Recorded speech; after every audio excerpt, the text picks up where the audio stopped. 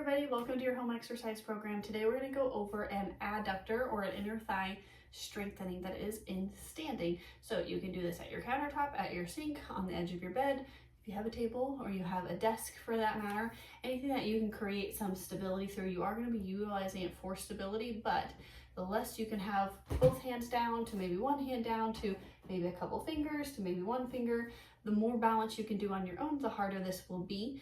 We will be doing a motion where there's a stance leg and a moving leg, and everybody thinks that that moving leg is the hardest leg. However, you're putting a lot of weight and stability through that good old stance leg, so know that it's probably going to create some burn there as well.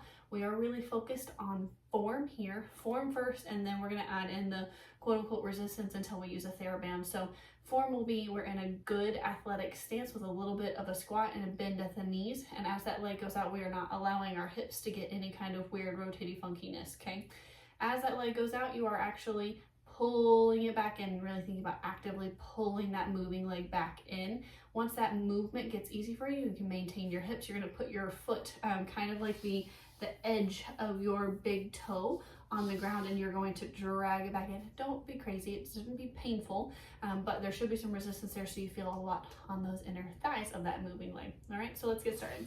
So you're going to find whatever you're using for your stability. We are once again really focused on our posture and our form. So we're going to go rear and back first and a nice bend at the knees. Use this if you need it. I would have preferred my countertop, but for video purposes, here we are. So we are really standing on our stance leg, and we have our moving leg that is coming out and in, out and in. And as you get better at it, you can really dig that toe into the ground and slowly work on bringing it in. Pull it out, slowly work on bringing it in. So effectively, every time we are doing this, you are on the stance leg and we are working and dragging back into those inner thighs have to help bring your pelvis, your leg back under your pelvis. Now, a lot of people wind up cheating and they're popping a hip as they're moving this, and then they don't actually have to hang out or keep their hip in alignment. So really thinking about butt back first and a little bend at the knees as we're coming out and back in. And if your balance is good enough that you don't need the countertop, that is fine too. If this is all you need, fantastic. If your floors are not slippery enough and you need more help because moving that foot in and out just gets stuck, you can try a paper plate.